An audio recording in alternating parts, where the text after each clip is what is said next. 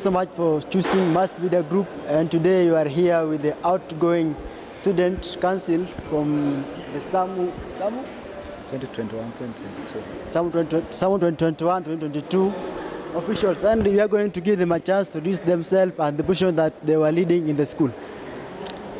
Okay, I'm Kirui Vincent, the Secretary General in the Samu 2021-2022. Happy to join Must Media Group. Yeah, my name is Simiti Felix, the Outgoing Health, Catering and Accommodation Secretary, the year 2021-2022. Thank you very much for inviting us for this session. Thank you. Okay, I'm Wafula Emmanuel, the Outgoing Samu Academic and External Affairs Secretary. Okay, thank you so much. Back to you, Kirui Vincent. Yes. What are some of the challenges that you found working with the Samu government? Okay, actually in every student leadership you expect a lot of challenges, but it depends on your capabilities and also most of your applications. Joining Samu, it's a team.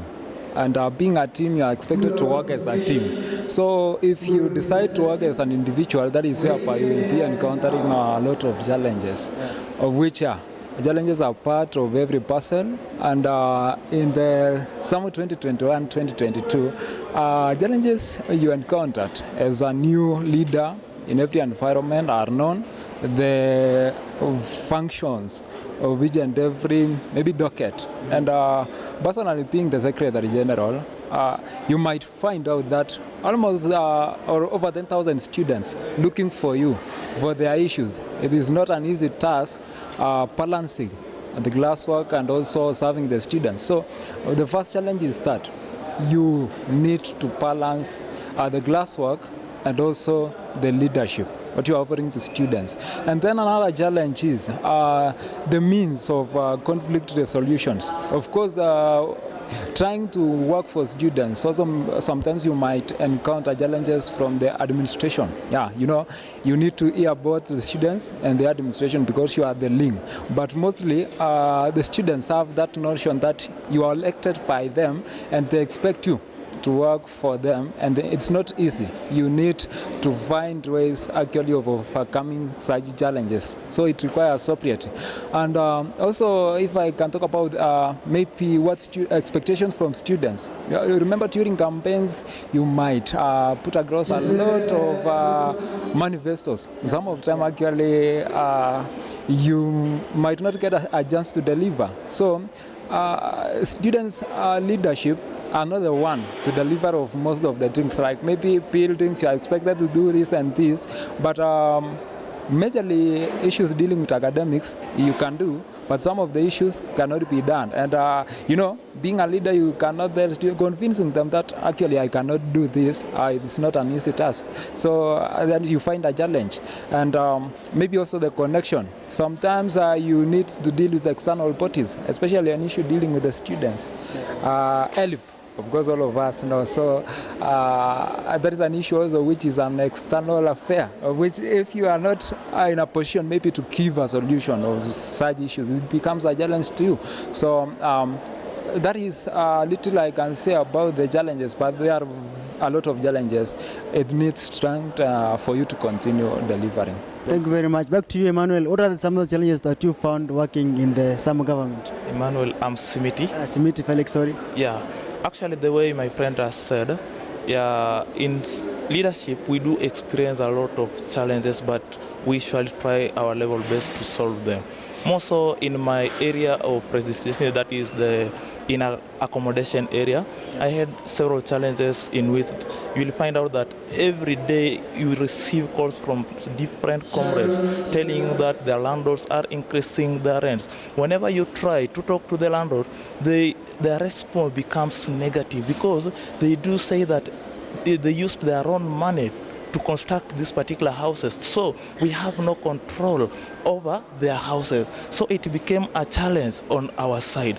Also, when we entered the government, we know very well that the health facilities inside the university, actually, it was not well off. So it gave us a lot of challenges because, yeah, whenever a student is sick, you find out that when this student goes to the hospital, he or she can't be treated because we don't have medicines in our facilities. Also, the students from Marimba, you find out that we have no nurses in Marimba. So at the end of the day, you will find out that whenever they fell sick, it forces you to send ambulance to Marimba to pick a student who is sick in Marimba so that he can be admitted here in our facility in that is located around the gate. At the end of the day, you find out it becomes a challenge to all of us. Yeah, when you go back to the cost of living, you see catering area, it deals with the, actually most comrades today as we speak, they are experiencing the challenge of having meals on their table. Each and every time they will call you asking for support from you, you see. And at this particular time, you'll find out that when you don't have some money and when you don't give them something to feed on, they cannot trust. Because you are a leader, they do expect that you must automatically give them something to eat. So yeah, those are some of the challenges that we do first, but we tried our level best to have ways on how to curb them. What are some of your achievements, or how do you want to be remembered in Meru University as you are leaving the seat? Actually, I think I've stated the challenges that we faced, and we tried our level best to curb those needs. For example, today we have a modern student center at our student center, of which is supposed to be given out to students to run. Also today, we have procured, and this ambulance is in our university today. We have new ambulance in university, of which it will be used to facilitate those students with those big issues that need to be addressed in our Meru General. Also, we have nurses today in Marimba campus. Yeah. Thank you very much. Back to you, Emmanuel Wafula. What are some of the challenges that you experienced working in this government? Actually, my colleagues have talked more about the challenges that we face. And me personally, you know, I've been the Academic and External Affairs Secretary. So, you know, I'm like the engine of the school, yeah. So, you know, we encounter many problems, especially in the administrative session there. So you see, like the issues of the registration of the students, you know, you encounter many issues, many challenges. Students come here and there, they have not did their exams, maybe because of free issues, maybe because they don't, maybe they are sick, you know, and you know, most of the time we have to miss classes, yeah. We have to miss classes because we have to work for them. So we placed many manifestos during our campaigns, and you know, you can't, you know, achieve everything. As you know, we are also politicians, and you know, we are also human beings.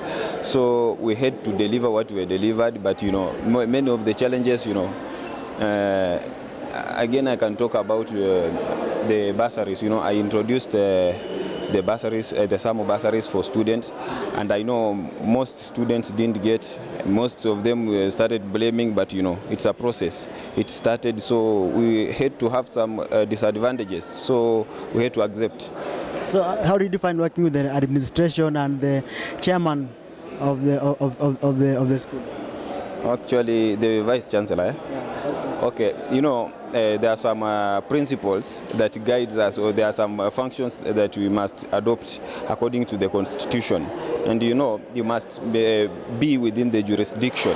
You don't have to favor the administration or the students. So, you know, you have to work for the students most and defend them to the administration. So the administration, I think they are good people at the academic level.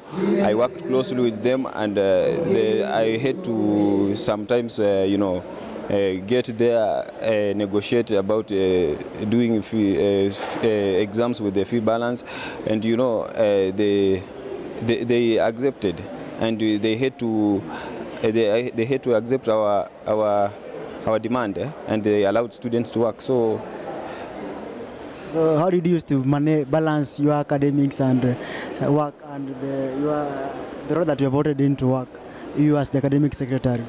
So, you know, when you become a leader, you have to sacrifice. You have to go an extra mile. You know, you have to commute. So we had to, sometimes you balance, you say like I have to work from like 8 to 1, it's for administrative purposes, or it's for doing for fulfilling the interest of the comrades, and then the rest you say it's for my academics. So I had to balance the two. Then I had also to go to chip into it. So sometimes you find it that you have gone beyond your reading, studying up to around 2 a.m. So you have to accept everything. What is the progress in Meru University in terms of academic during your leadership? I think in terms of academics, first of all, I would like to state that I introduced the Samu bursaries. That's the first thing, and most students got them. The second thing is that I was the first academic secretary to introduce the class rep airtime, and most of the class reps got the airtime. And more so, we can say that there are many academic buildings that have been built. As you can see here, the building for School of Health Sciences and Nursing is ongoing. As you can see in theater. In theater, there are some seats that are advanced, the modern seats. So as you can walk around in these academic classrooms, you can see that there is advanced wall chalkboards that lecturers can use swiftly and they can enjoy effectively. Thank you very much. What is your message to the new incoming academic secretary after this big election? Okay, I would like just to congratulate first of all the elected academic secretary, and I would like to ask him to work for students and also to seek some advice where necessary, and also to work closely with the administration so that he can fulfill his manifestos. Thank you very much. Back to you, Simiti Felix.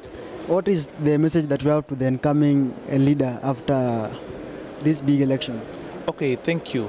Now, the message that I have to the incoming leadership is that, they should know how to work with the management. Actually, also they should know how to work with comrades. I know very well that today the promised comrades a lot of manifesto, but there are those things that they promise but they are not in a position of delivering them. So they need to come out clearly and at least try their level best and fulfill those things that at least they promise comrades, so that at the end of the day they may not receive blame games from the comrades. Also, another message that I will wish to tell them is that they should remember that they are students. So they should ensure that they balance between their leadership and their academics, because the main thing that brought them here in Meru University is academics. So when they put academics aside and start dealing with leadership without considering their academics, automatically they will not become fruitful at the end of the day. I think. What message do you have to the students? I don't have vacating the seat. Okay, the message that I have to the students, I know very well today they have a lot of expectation from the leaders of whom they are selecting right away, and let them give them time. These leaders, they don't control money. They don't control university money. University money is being controlled by the university finance officer.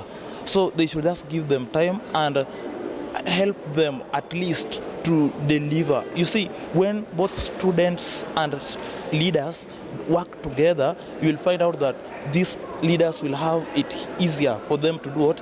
To deliver to even these particular students. They should just be given enough time to work for them. Thank you very much. Back to you. What message do you have to the incoming? Okay, this is my message to the incoming student leadership, and mostly, as it has been said, that for every transition, usually students or any other people have high expectation concerning the reign. And this is my message. Let them get in the government, try to stabilize. Let them be a united front. Of course, we know that united front always has high probability of winning. So let them unite. Let them know how things are done before they rush. Also, they will be oriented, or what we call induction. Yeah. They will be inducted into office and they will be knowing various functions, how to work with management or what we call university management. So they will deliver. Nothing is hard in leadership as long as you know what you are doing. And remember, students are the ones who elected them to be in that front. So they have to represent students, and they should be always working hard to ensure that students are okay. Remember the issues of securities, academics, and also accommodation. We have inside residents and also outside residents. So if they will be able to gather for those needs, and also we have an issue to do with students. Some of these students are actually vulnerable. They are needy students, so they should find ways of helping them. We started that, we found out some of the things, and it is upon them to come and continue with those agendas so that students can be comfortable. And So, you being an observer in this big election, what are some of the views that you can say about the election? okay, this election which started last year, late last year, and it has extended to this month, February, and it is an election that many has been waiting for. And as you can see, today we are having the elections for the council. Delegates are electing their council. And yes, it depends on how each and every leader prepared. So we don't know who will be the council. But we will know after that is. And my expectation is, yeah, the winning team will be that team which prepared well. And we will see at the end of this. Okay, thank you so much for communicating with us. Don't forget to subscribe to our channel, that is the Must Media Group. We'll be keeping you updated on the upcoming events as we continue finding them. Thank you very much. I'm your host, Austin Otieno.